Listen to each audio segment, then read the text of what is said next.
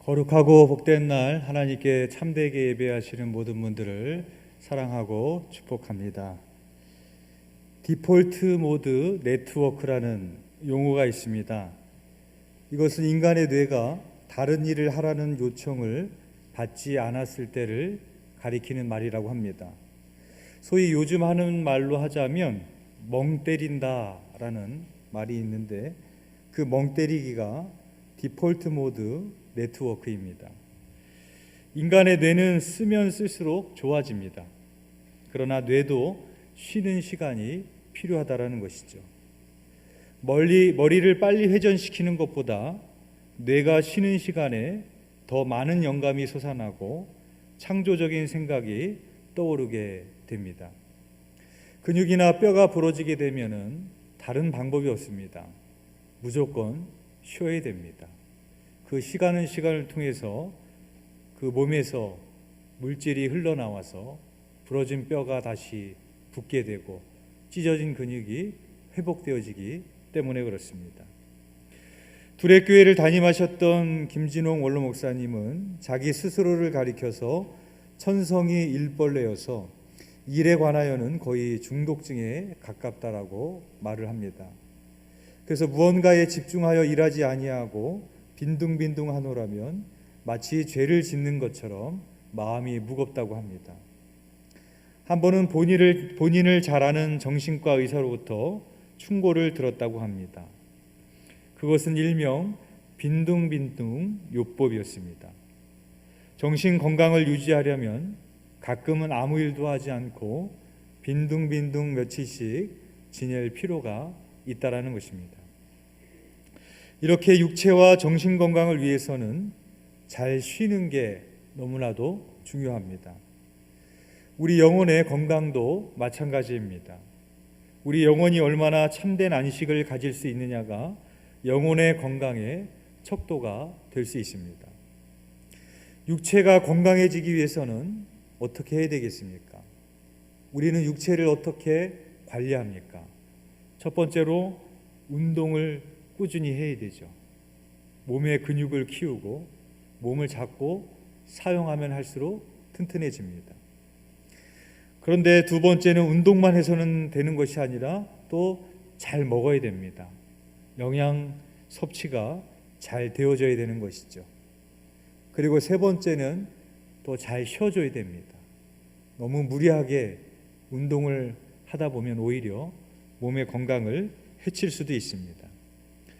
저는 요즘 몸이 피곤할 때 낮잠을 1시간 정도 자줍니다.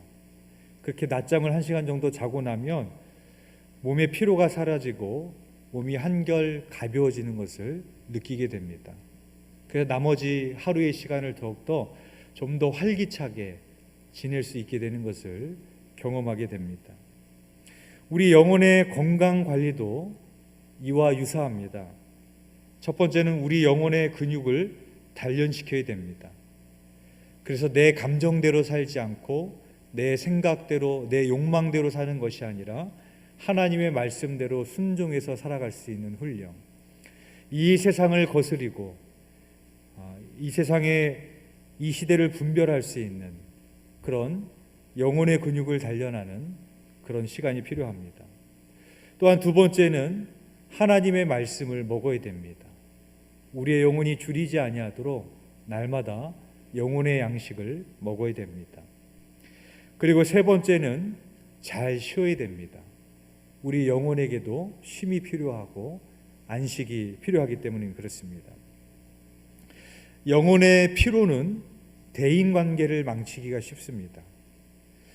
저녁마다 사소한 일로 부부싸움을 하는 맞벌이 부부에게 한 심리치료사가 이러한 대책을 내놓았습니다. 그것은 일찍 귀가하라는 것이었습니다. 언뜻 보면 이해할 수 없는 조언입니다. 더 많이 싸우라는 건가? 하지만 그들이 탈진한 것은 근무 시간이 길어서였기 때문입니다. 그들의 영혼은 탈진되어 있었기 때문에 배우자의 짜증스러운 말과 버릇을 용납할 힘이 남아있지 않았기 때문이었습니다. 그들은 모든 힘을 직장에 쏟아부었기에 서로를 이해하고 포용할 힘이 없었기 때문이었습니다. 존 오트버그가 쓴 내 영혼은 무엇을 갈망하는가 라는 책에 보면 우리 영혼의 피로도를 측정할 수 있는 질문들이 있습니다. 여러분들도 들어보시고 얼마나 해당되는지 한번 점검해 보시길 바랍니다. 필요 이상으로 짜증을 느낀다. 간단한 결정도 쉽게 못한다. 평소와 다르게 먹고 마시고 쓰고 가지고 싶은 충동을 참을 수 없다. 판단력이 흐려진다. 용기를 잃는다. 이러한 질문이 있습니다. 이러한 것에 내가 해당될 때 우리의 영혼이 많이 지쳐 있다라는 것이죠.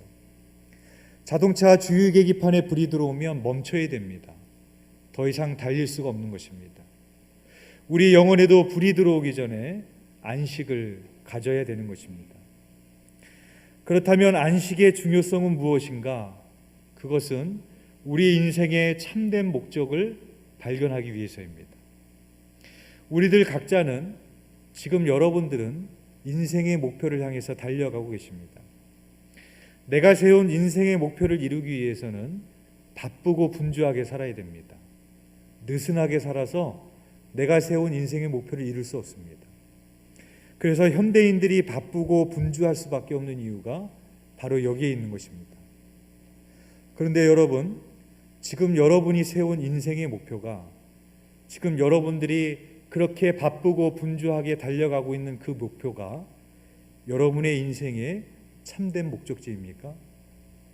대학에 입학을 하고 좀 더 좋은 직장에 취업을 하고 살을 빼서 좀 더 이뻐지고 좀 더 좋은 집을 사고 좀 더 건강하게 오래 살고, 이것이 우리 인생의 참된 목적지이겠습니까?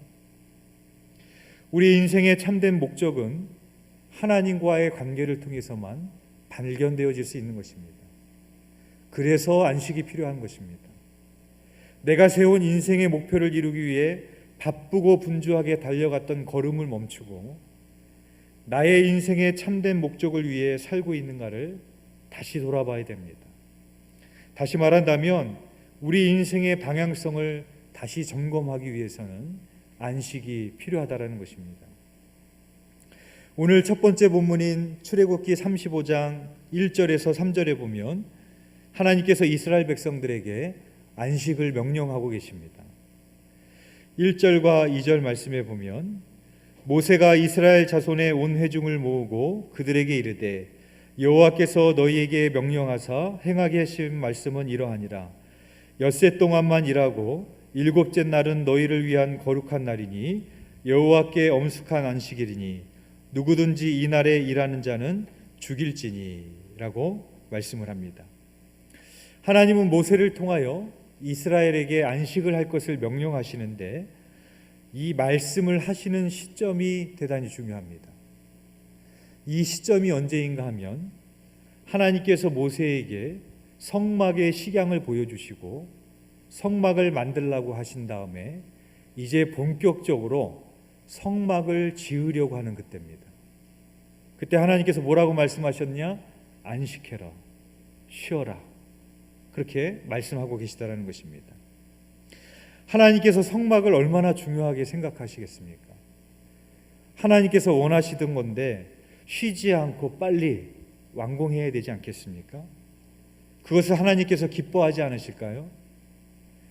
그런데 하나님께서는 성막을 짓는 것보다 안식일을 거룩히 지키는 것을 더 중요하게 보셨다라는 것입니다. 왜 그렇겠습니까? 성막을 지으라고 하셨던 의도를 깨달으면 알 수 있습니다. 내가 너와 거기서 만나고 라고 하나님이 말씀하셨어요. 왜 성막을 지으라고 하셨는가? 내가 너와 거기서 우리와 만나기 위해서 성막을 지으라고 한 것입니다.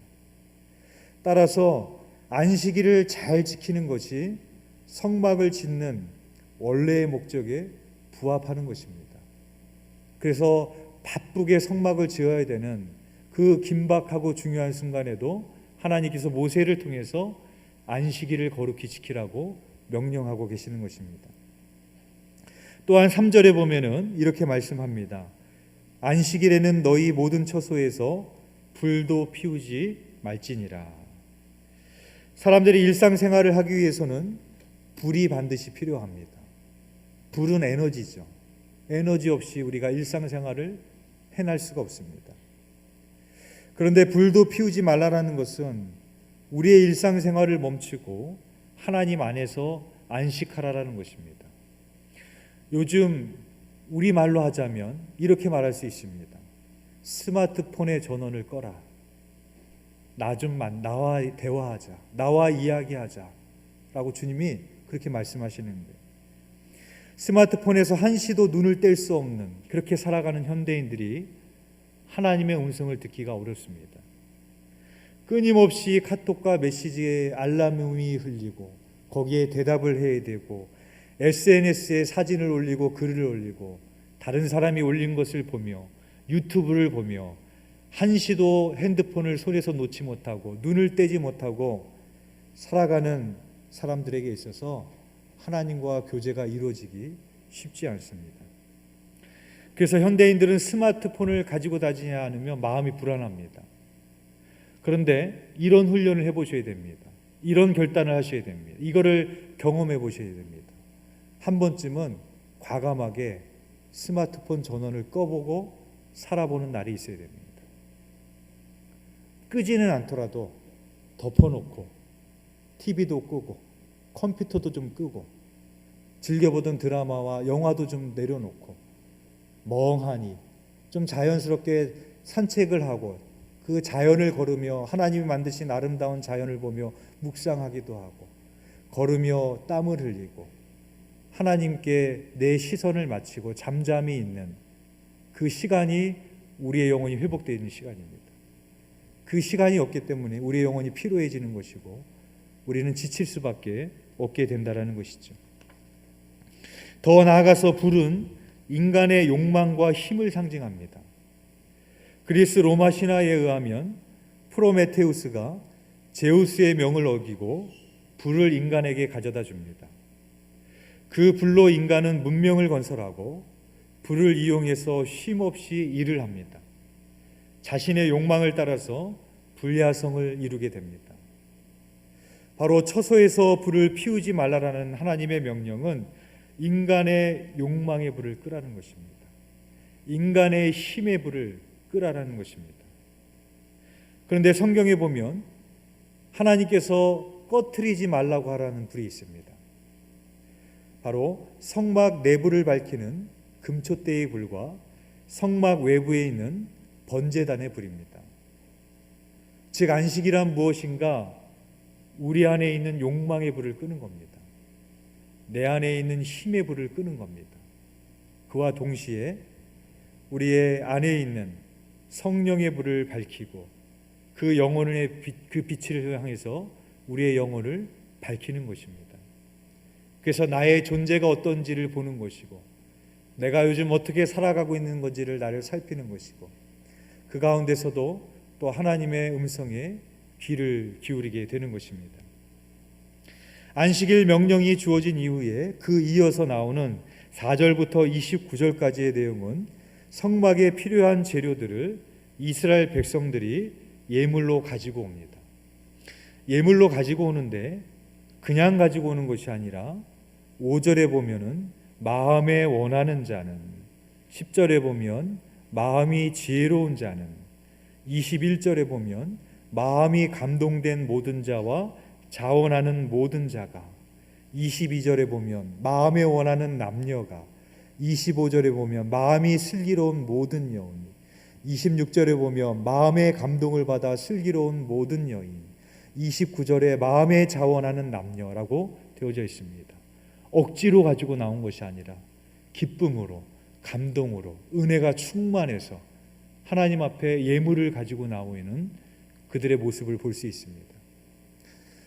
근데 여기서 우리가 또 주목해서 보아야 될 것은 여러 가지 예물 중에서 성막에 들어가는 재료 중에 금이 많이 들어갑니다. 금으로 쌓아야 되는 것들이 많이 있었습니다. 그래서 금을 가지고 나옵니다. 기쁜 마음으로, 하나님 앞에 자원하는 마음으로. 근데 이 장면이 대조를 이루는 장면이 있습니다. 바로 조금 전에 있었던 사건입니다. 모세가 시내산에 십계명을 받으러 간 사이에 이스라엘 백성들이 모세가 없어진 것을 보고 마음이 불안해서 아론이 너희가 가지고 있는 금을 가지고 와라 그랬습니다. 그때 금을 가지고 오는 그들의 마음과 지금 성막을 짓기 위해서 하나님 앞에 감동으로 금을 가지고 있는 이들의 마음은 천지차이인 것입니다. 똑같이 금을 가지고 있는 것 같고 있지만 금송아지를 짓기 위해서 그들의 욕망을 가지고 나가고 있는 그것은 하나님을 향한 불순종이지만 그들의 마음을 철저히 비우고 하나님 앞에 기쁜 마음으로 드리는 이 예물은 하나님 앞에 향기로운 예물로 나아가고 있는 것입니다. 바로 하나님께서는 금송아지 사건을 통해서 그들을 진멸하려고 하셨습니다. 그러나 하나님께서 그 뜻을 돌이키시죠. 또 하나님은 내가 너희와 가나안에 함께 가지 않겠다라고 했습니다. 그러나 모세가 하나님이 우리와 함께 가시지 않으면 우리가 가나안에 올라가지 않겠습니다. 하나님이 없는 가나안 내 인생에 의미 없습니다 라고 기도했을 때 하나님이 뜻을 돌이키시고 그들과 동행하기로 작정하십니다. 그 죽을 수밖에 없는 존재였던 그들이 다시 살아난 은혜를 경험했던 그들이 마음속 깊은 곳에서부터 안식을 느끼고 하나님 앞에 자원하는 마음으로 예물을 드리며 성막을 짓는 장면이 오늘 본문에 나오고 있는 것입니다. 우리 안에 있는 욕망을 비워낼 때, 우리 안에 있는 금송아지를 비워낼 때 우리는 비로소 하나님이 기뻐하시는 예배, 하나님이 감동받으시는 예물, 하나님이 원하시는 그 헌신으로 드릴 수가 있다라는 것입니다. 오늘 또 하나의 본문인 마가복음 6장 30절에서 32절의 내용은 예수님께서 12제자를 부르시고 2명씩 묶어서 전도 여행을 보내십니다. 제자들이 나가서 복음을 전할 때 병자들이 고침을 받고 많은 사람들이 회개를 하고 귀신들이 떠나가는 놀라운 역사를 경험하게 됩니다. 사역에 대성공을 한 거죠. 그리고 전도여행을 마치고 돌아온 제자들이 예수님께 와서 자기들이 행한 일들에 대하여 보고를 합니다. 그때 예수님께서 제자들을 향해서 이렇게 말씀을 하십니다. 31절입니다. 이르시되 너희는 따로 한적한 곳에 가서 잠깐 쉬어라 하시니 이는 오고 가는 사람이 많아 음식 먹을 겨를도 없음이라 라고 말씀하고 있습니다. 막중한 임무를 성공적으로 완수하고 돌아온 제자들은 아마도 그 다음에 무엇을 하라고 말씀하실 것을 기대했을지 모릅니다. 그러나 예수님께서는 그들의 보고를 들으신 이후에 서둘러 다른 임무를 내리시는 것이 아니라 너희는 따로 한적한 곳에 가서 잠깐 쉬어라 라고 말씀하셨습니다. 그리고 그들을 배에 태워서 한적한 곳으로 보내십니다. 여러분, 이 순간에 영혼을 더 구원해야 되지 않을까요? 아픈 환자들의 병을 더 고쳐야 되지 않을까요? 귀신을 더 내쫓아야 되지 않겠습니까?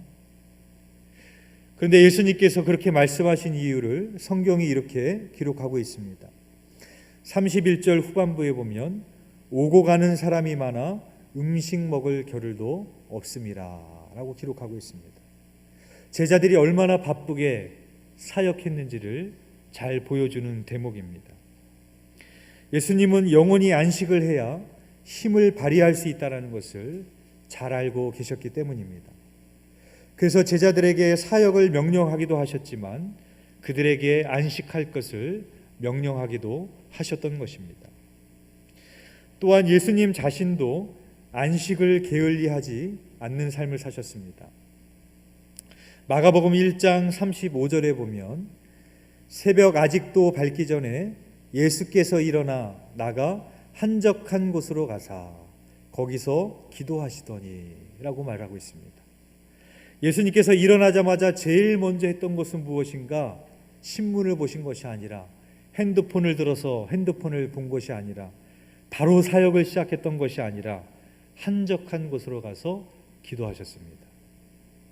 또한 누가복음 5장 15절에서 16절에 보면 예수의 소문이 더욱 퍼짐에 수많은 무리가 말씀을 듣고 자기 병도 고침을 받고자 하여 모여오되 예수는 물러가서 한적한 곳에서 기도하시니라 라고 기록하고 있습니다. 예수님은 수많은 무리들이 자기에게 몰려오는 상황에서도 그들로부터 물러나셔서 한적한 곳에 가셔서 기도하셨다라고 말씀을 하고 있습니다. 수많은 무리들이 그 말씀을 들으려고 몰려오고 있습니다. 그러면은 어떻게 해야 되겠습니까? 교회를 좀 더 크게 짓고 좀 더 많은 프로그램을 돌려서 더 많은 사람들이 올 수 있도록 해야 되지 않겠습니까? 그러나 예수님께서는 그런 순간에서도 오히려 그 무리들로부터 떨어져서 한적한 곳에 가셔서 기도하셨다라는 것입니다. 제가 전에도 한 말씀을 드린 바가 있지만 저희 교회에서 중보기도 학교를 연 적이 있었습니다. 이집트의 유명한 수사가 왔는데 그분이 대단히 유명한 분이라서 수많은 사람들이 강의를 들으러 왔습니다. 그래서 저도 그렇게 유명하다고 그래서 강의를 들었는데 그분이 쓴 책을 가지고 오셨더라고요. 그래서 그 책을 사가지고 저자의 사인을 받으려고 그분을 찾는데 안 보이는 거예요.